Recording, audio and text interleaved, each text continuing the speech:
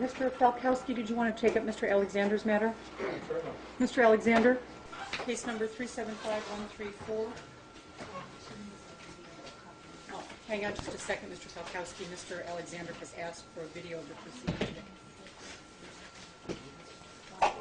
Excuse me, are you attempting to serve me something, sir? Your Honor, for the record, I gave Mr. Alexander there's any advance sheets. Your Honor, I would object at this time. Well, it was just additional authority that came to my attention after I filed my response. I basically am in court. Objection, Your Honor. I'm the moving party, and I'd like to address the court before Mr. Falkowski says another word. And based on situations and circumstances... Would you like to sign this first? I'm sorry, sir, I can't do that. Well, can't hear the case, sir. Although procedurally I may be somewhat out of order, I would ask it be set over until Friday, since one of the rights that Mr. Alexander is stating that I'm violating is his right to counsel on the underlying contempt action, and if it was continued until Friday, a public defender would be present, could advise him on that issue. I think that's the first issue we should take up, is whether or not he's representing himself, or whether or not he wants a public defender appointed. Mr. Alexander, you know I can't proceed without a stipulation. Do you wish me to send this over to the presiding judge? Your Honor, if I may briefly address the court. Okay, it will have to be brief, Mr. Alexander. Briefly, Your Honor. Because I do have 4 trials. Pursuant to documents filed in the United States District Court this day, Fresno County Superior Court judges en banc, including all, the full court, are named expect adverse parties in a federal class action lawsuit. Thus, it would be inappropriate for any Fresno County Superior Court judge to hear this case. Equally, it is my intent, pursuant to my authority under California Penal Code, Section 837, place Mr. Falkowski under citizen's arrest. On what basis, sir? Violation of Penal Code Section 166, as well as 422.6, 422.7. At this point in time, I am additionally requesting that a peace officer of the state of California take said individual who I now deliver into custody. You may cite him out pursuant to Penal Code Section 849, sub B1. That's your discretion. Additionally, Your Honor, I would leave the court a copy momentarily, my personal file copy of said petition under Federal Rules of Civil Procedure Rule 27, filed this day with the federal court. I will be additionally going over and serving the presiding judge en banc. Tom, if you could hand me a copy of that Mr. Alexander has. Now, I would like to have this back, Your Honor, and while the matter is under consideration, I would like to depart from the courtroom, proceed with my associates across the street to serve the presiding judge. Also, my associate here today has a duplicate copy for which we would like to serve on Mr. Falkowski.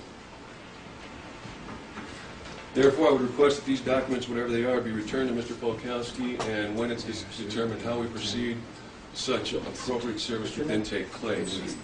I believe, Your Honor, that Mr. Falkowski, everyone in the District Attorney's Office, pursuant to this Federal Rules of Civil Procedure Rule 27 petition, as well as every judge in the Fresno County court system appearing en banc, has a personal interest in the outcome of this matter, and therefore would be inappropriate and create a conflict of interest.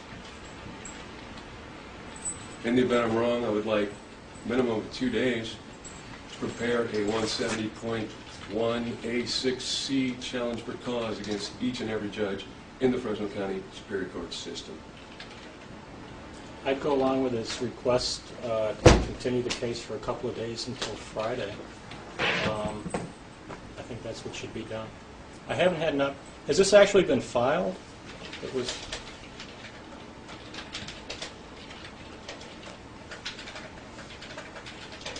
My copy indicates that it has been lodged with the clerk of the U.S. District Court. Miscellaneous cases as such are initially set before a magistrate, which has been explained to the federal court clerk to be inappropriate. The case has been titled for Courtroom 1 for the Honorable United States District Court Judge Robert E. Toyle. When cases as such and a petition as such are filed, they are assigned at the interim a miscellaneous case number, and therefore they are only logged and not officially filed until it actually goes to the magistrate and then proceeds to the federal court judge for review. At that point in time, it will be assigned a permanent case number for which the following class action lawsuit will additionally be titled under the same case number. Again, I was just given a copy of it a minute ago, and there's no named defendants. Expected adverse parties, I believe, are listed on page 6.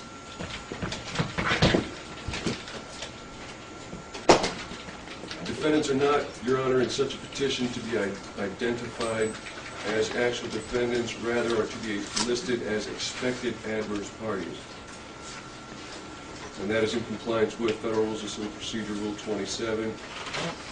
I'm sorry, on page 6?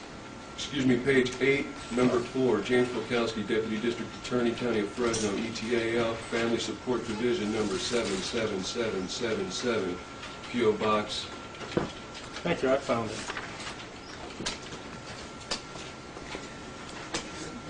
Now, Mr. Alexander, you said these were your copies that you That wanted is to my return? personal copy, Your Honor, that is correct. Serving the presiding judge and bank would then be his obligation to make the duplicate copies and forward them to every single judge associated. Tom, if you could return this to, this matter is continued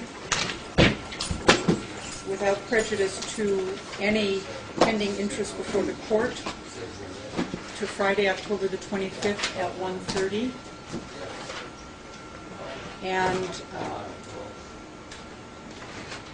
I guess the first issue that we'll take up is the pendency of an action that might require proceedings in this court being stayed while the federal court addresses Mr. Alexander's questions.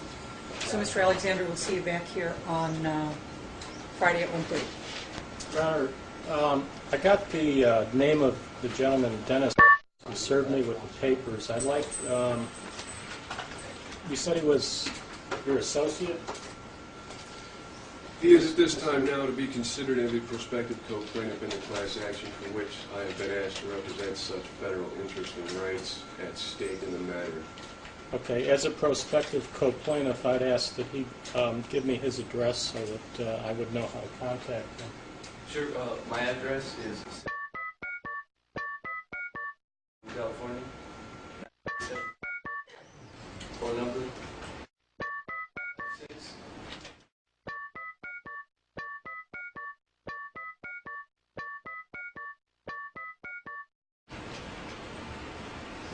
Okay, and are you participating in the citizen's arrest?